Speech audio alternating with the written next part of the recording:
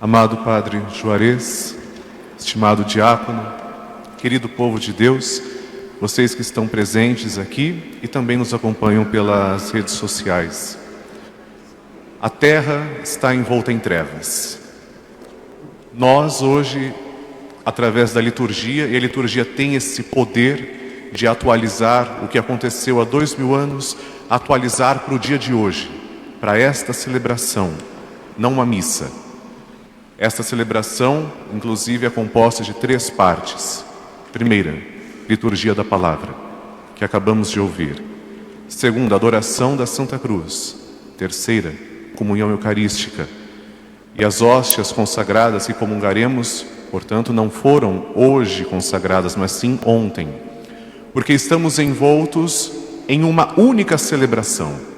Celebração com o seu ápice, o centro de todo o ano litúrgico. Celebração em 3 dias. A instituição da Eucaristia, a paixão do Senhor e amanhã a vigília pascal, ou verdadeiramente a missa de Páscoa.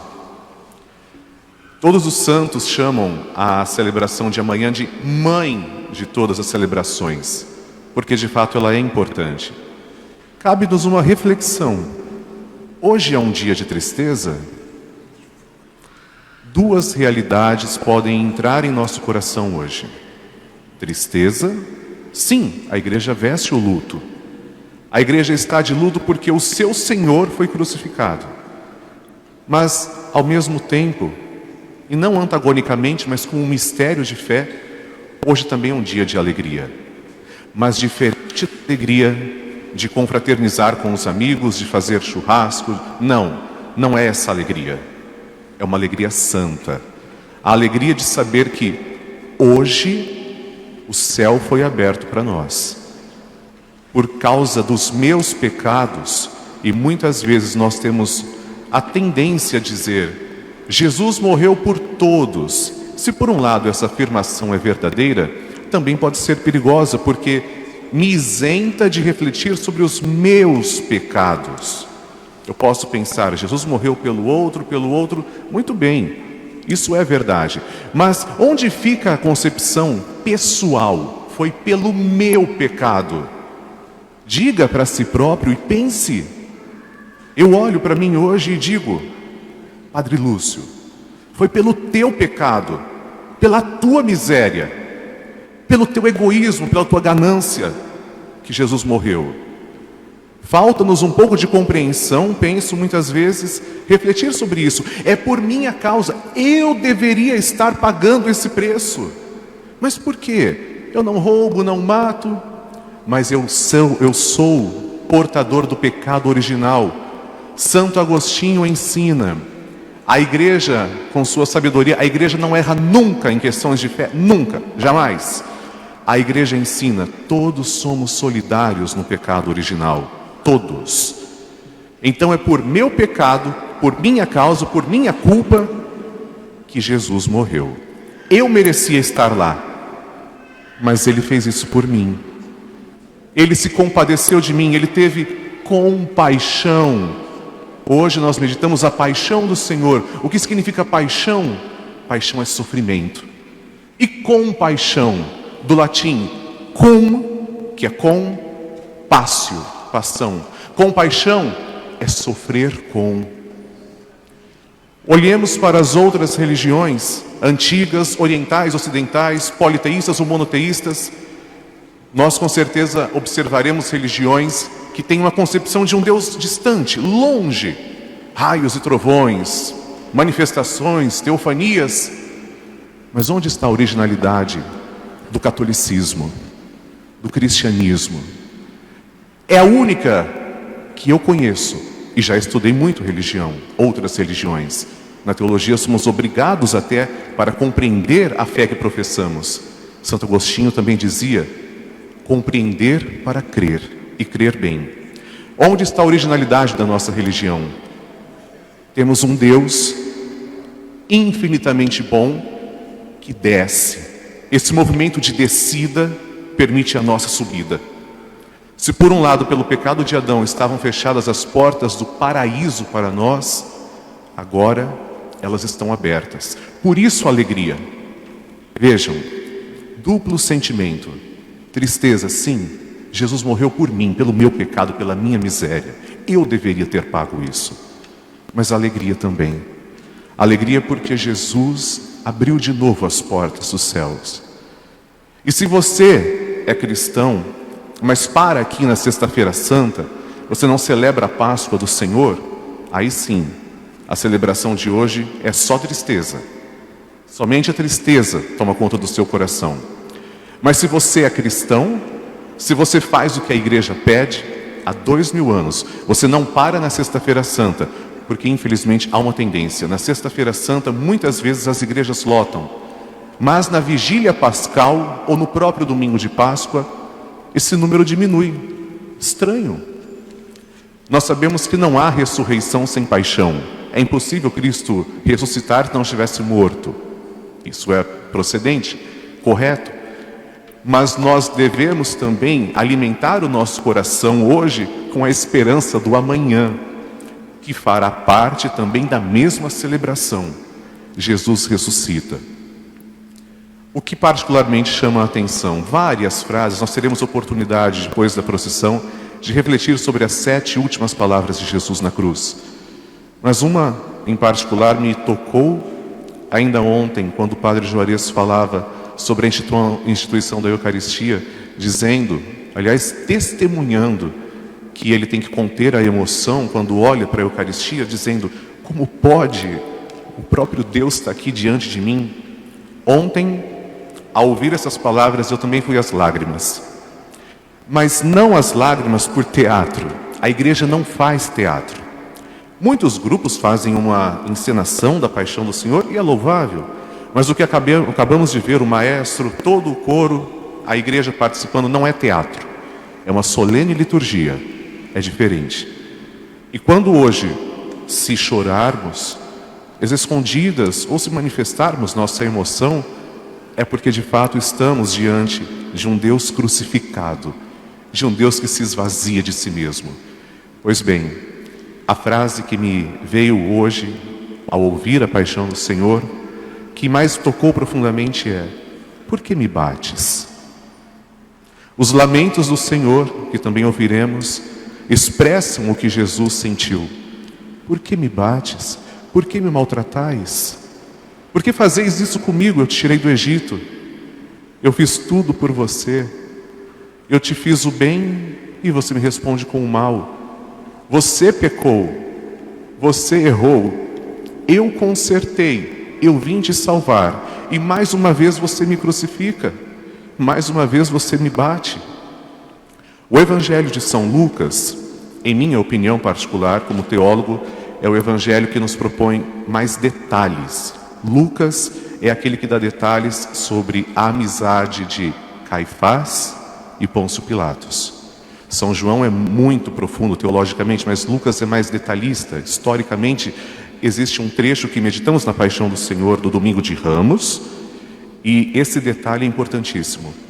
Herodes e Pilatos eram inimigos, mas depois, para condenar Jesus, ficaram amigos. Ninguém tem dúvidas de que Herodes representa a maldade. O domínio da religião judaica, o domínio daqueles que detinham a religião, o poder para pregar ao povo, e ele era inimigo de Pilatos. Mas Pilatos, por outro lado, representa o quê?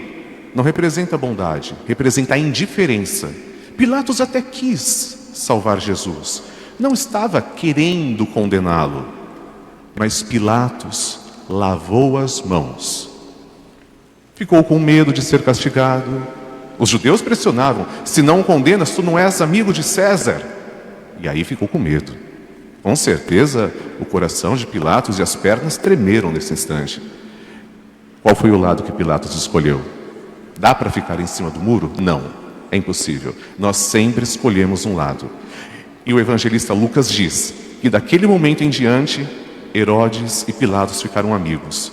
Isso teologicamente, como uma hermenêutica para os dias de hoje, vem dizer: não dá para você ficar em cima do muro. Se você é mau, você é mau. Se você fica em cima do muro, você está se omitindo, portanto está mal. Também tem um lado, você escolhe. Queridos irmãos, hoje, com muita alegria nós dizemos que o Senhor morreu por nós e que vai ressuscitar. Qual é o rei? E eu particularmente também trago as palavras, é um costume meu estudar Ratzinger, Bento XVI. Para mim, o maior teólogo do século XX e XXI, o maior teólogo da humanidade. O Papa Francisco é brilhante. O Papa Francisco tem uma pastoral maravilhosa. Não há o que dizer do Papa Francisco, mas também cabem todos os elogios e não há também o que dizer do Papa Emérito Bento XVI. A contribuição que ele nos fornece, pistas de reflexões são as seguintes. Por que Judas traiu Jesus? Vocês podem até ficar chocados com essa resposta, mas não fui eu que disse. Foi o Papa que disse. Papa Emérito. Porque Jesus traiu Judas. Mas como? Blasfêmia? Não, não é blasfêmia. É porque Judas esperava, tratando-se de um zelote, de um grupo da época de Jesus, Judas esperava um rei que fosse libertar da escravidão romana, da opressão. Um rei que muitas vezes nós idealizamos montado num cavalo branco. Um rei com seu exército poderoso. Sendo que o exército de Jesus, nós vimos que Pedro portava uma espada e Jesus manda guardar a espada. Não é esse exército. Na paixão do Senhor, quando tudo estava diante dele, sofrimento extremo, ele poderia, se ele quisesse, ele descia da cruz e acabava com tudo. Ele poderia, mas ele não fez isso. Ele é dono de todos os exércitos. Os anjos, dizem tradições, místicos antigos, que diziam que os anjos estavam de prontidão, porque se Jesus, por acaso, se arrependesse, eles exterminariam com todos. Isso é a mística antiga, mas não é esse o pensamento de Jesus.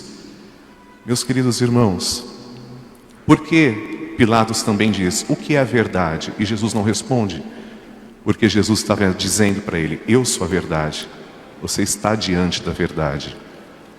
Pois bem, Judas esperava um outro rei, um rei que libertasse da escravidão, da opressão. Sentiu-se traído por Jesus. Ele não compreendeu que a maior opressão é a morte eterna. Existe opressão maior que essa? É fato que a realidade social, as injustiças deste mundo machucam, mas aí está também o grande perigo, reduzir Jesus a só um pensamento ideológico, reduzir tudo ao materialismo. Quantas correntes filosóficas, com o falso pretexto de teologia, também se infiltraram em nossos pensamentos, sobretudo no século XX.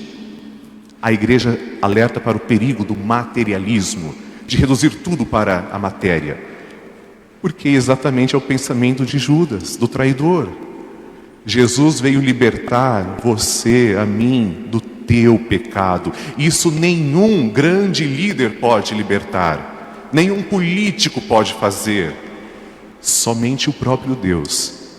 E por isso Judas sentiu-se traído e entregou Jesus. Mas Jesus amou profundamente, escolheu os 12. Judas se perdeu porque quis. Ele fez isso porque realmente traiu Jesus, consciente, sentiu remorsos, se suicidou, outro pecado gravíssimo. Por fim, que espécie de rei é Jesus?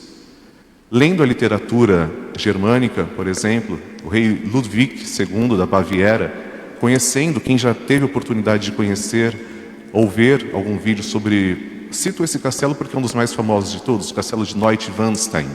Nós temos ali um exemplo de grande construção e ele quase faliu o estado da Baviera para construir esse palácio, esse castelo. Ele queria que nesse castelo somente ele morasse e ninguém visitasse. Por incrível que pareça, hoje é uma das regiões mais visitadas do mundo. Qual é o castelo, ou qual é o rei que nós estamos olhando? É um rei como Ludwig II? É um rei com os nossos ideais? Não. Bento XVI responde, esse rei, ele é diferente. É um rei que possui sim uma coroa, mas não é de ouro, é de espinhos. Esse rei possui também o seu cetro, mas não é um cetro com pedras preciosas, é uma vara utilizada para bater na sua cabeça. Prossegue Bento XVI. Onde está o palácio desse rei? Não é visível aos nossos olhos. O palácio do rei é sobrenatural, é dos céus. E, finalmente, onde está o trono do rei? Na cruz. É ali que repousa aquele corpo bendito. Bendito o madeiro da cruz, do qual pendeu a salvação do mundo. Concluo lembrando também hoje de um grande santo, para atualizarmos para a nossa história agora, São Maximiliano Maria Kolbe.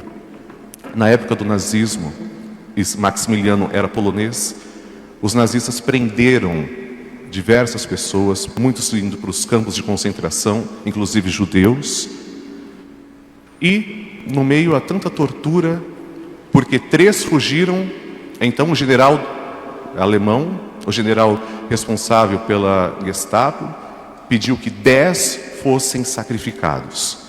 Um deles, profundamente comovido, começou a chorar. Não vou ver mais meus filhos, não vou ver mais minha família, minha esposa. O que vai ser de mim? E entrou em desespero profundo. Maximiliano falou: eu me ofereço para ir no lugar dele. Eu quero ir no lugar dele. E os nazistas aceitaram.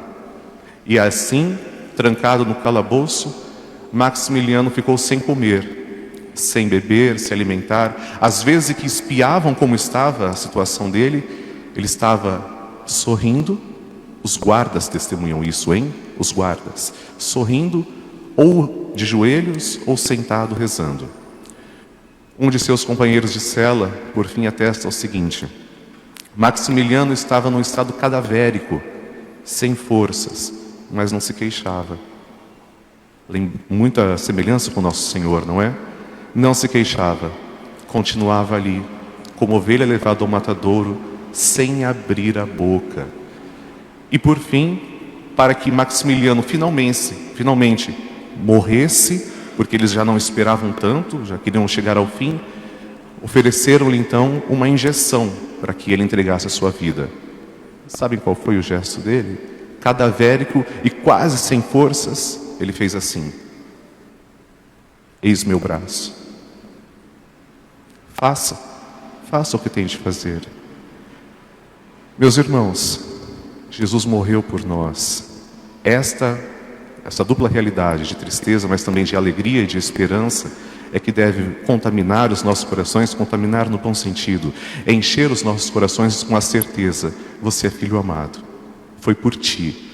Olha hoje para os seus pecados, peça perdão. Senhor, obrigado por morrer pelos meus pecados. Eu merecia, mas o Senhor fez por mim. E que ao sairmos desta celebração, caminhemos com a força, a seguinte confiança: Ele não para na cruz, Ele ressuscita. E hoje a morte já não tem mais poder sobre Ele.